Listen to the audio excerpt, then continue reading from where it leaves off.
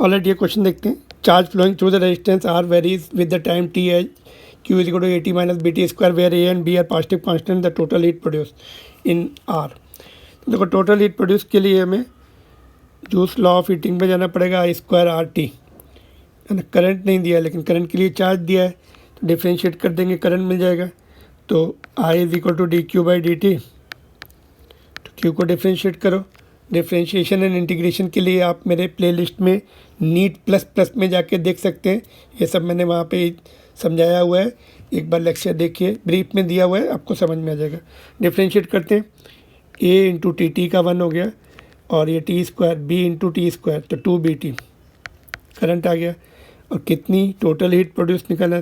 Total heat में क्या है, जितनी देर करंट फ्लो हो रहा है, करंट जब तक ज़ीरो नहीं होता तब तक हीट प्रोड्यूस होगी. करंट को जीरो करके टाइम निकाल देते हैं. ये करंट की इक्वेशन आ गई, I is equal to a minus 2bt. ठीक है, करंट की इक्वेशन हमें आगे, करंट की वैल्यू चाहिए आगे, तो ये पुट कर देंगे. बट कितने टाइम तक, करंट को ज़ीरो कर दो अभी, a माइनस 2bt. 2bt को इधर लाओ, फिर 2b को नीचे भेज दो. t is equal to a upon 2b. इतने टाइम तक करंट फ्लो हो रहा है, तो लिमिट जो है इंटीग्रेशन से हीट निकालेंगे, बिकॉज वेरिएबल करंट है, करंट चेंज हो रहा है, टाइम डिपेंडेंट है ना. तो लिमिट भी लगानी पड़ती है उसमें, कितनी देर तक, lower limit upper limit. Current मिल गया है, अभी हीट निकालते हैं. h is equal to integration I square r d t. क्यों ऐसा कर रहे हैं, बिकॉज करंट वेरिएबल है. ज़ीरो से लेकर टाइम कितना, t की value a upon 2b. t is equal to a upon, t की जगह a upon 2b. Upper limit आगे वैल्यू पुट कर देते हैं. देखो t की वैल्यू पुट की a अपॉन 2b, I की वैल्यू पुट कर दो a माइनस 2bt का होल स्क्वायर, आर बाहर ले लो, dt स्क्वायर कर लो, 0 टू a अपॉन 2b. तो ये स्क्वायर हो जाएगा, a square plus 4b square T square minus 4abT dt. अब एक एक टर्म का डिफ्रेंशिएट इंटीग्रेट करते चले जाते हैं. लिमिट में केवल ऊपर वाली पुट करनी, बस नीचे तो ज़ीरो है. एक बार टाइम की वैल्यू, जहाँ पे टाइम आएगा ऊपर वाली वैल्यू पुट कर देंगे, दैट्स ऑल. माइनस 0 तो माइनस नीचे वाली पुट नहीं करनी. तो ए स्क्वायर है केवल यहाँ पे, तो a स्क्वायर टी हो जाएगा यहाँ पे 4b स्क्वायर. तो 1 का t आता, देखो यहाँ पे a स्क्वायर के साथ 1 है तो t आ गया. अभी 4b स्क्वायर के साथ t स्क्वायर है तो t क्यूब बाई 3 आ जाएगा. t स्क्वायर का t क्यूब बाई 3 हो गया. यहाँ पे माइनस 4ab t का t स्क्वायर बाई 2. लिमिट 0 से a बाई 2b. बस जहाँ पे t है a बाई 2b पुट करके सॉल्व कर लो.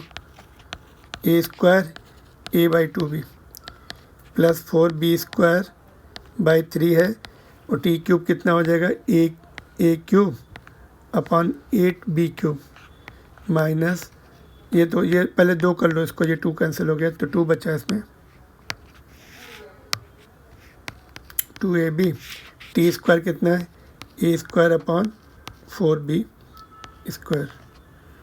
तो देखो यहाँ पे ए क्यूब आ रहा है, इधर भी ये टर्म देखो ध्यान से, फर्स्ट एंड लास्ट वाला टर्म सेम है, ये कैंसिल होकर नीचे 2 आ जाएगा. बी भी एक कैंसिल होकर नीचे बी बचेगा. फर्स्ट एंड लास्ट टर्म पूरा कैंसिल हो गया. तो आर इंटू यहाँ पे क्या कैंसिल हो रहा है, देखो ये डिवाइड हो रहा है, 8 4 से कैंसिल हो रहा है, 2 नीचे 6 आ रहा है, ए Q R A Q upon 6 B square है, नीचे बी क्यू है तो बी बचेगा. फिर से लिखते हैं इसको, a q into r upon 6b, option number 1. ठीक, फिर से समझा देता हूँ इसको. देखो चार्ज की इक्वेशन दी है, इसको डिफ्रेंशिएट करेंगे टाइम के रिस्पेक्ट में तो हमें करंट मिल जाएगा, है ना. और टोटल हीट के लिए करंट जब तक ज़ीरो नहीं होता तब तक टोटल हीट प्रोड्यूस होती रहेगी, है ना. तो डिफ्रेंशिएट किया, आई की इक्वेशन मिल गई हमें, इसको ज़ीरो पुट कर दिया करंट को, तो टाइम मिल गया. इतनी देर तक हमें हीट करंट फ्लो होगा, उतनी देर तक टोटल हीट मिल जाएगी हमें. तो हमने ये जूस लॉ ऑफ हीटिंग से पुट किया यहाँ पर I square R T. Current variable है तो इसलिए इंटीग्रेशन करना पड़ेगा.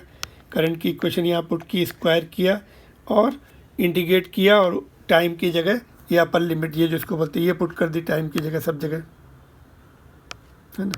तो एक ही इंटीग्रेशन मोस्टली यूज होता है, कौन सा वाला, देखो x to the power n d x. तो पावर n प्लस 1 हो जाती है, नीचे भी n प्लस 1 हो जाता है ना. यही सब जगह यूज़ होता है. x कोई भी फिजिकल क्वांटिटी हो सकती है, n कोई कोई भी वैल्यू हो सकती है एक्सेप्ट -1 छोड़ के, उसका log x आता है, बाकी सब n जो है सब वैल्यूज़ के लिए। n is a constant value, कुछ भी एक कांस्टेंट वैल्यू हो सकती है फ्रैक्शनल में या इंटीजर में। तो ये इससे सॉल्व किया तो आंसर आ गया फॉर ई।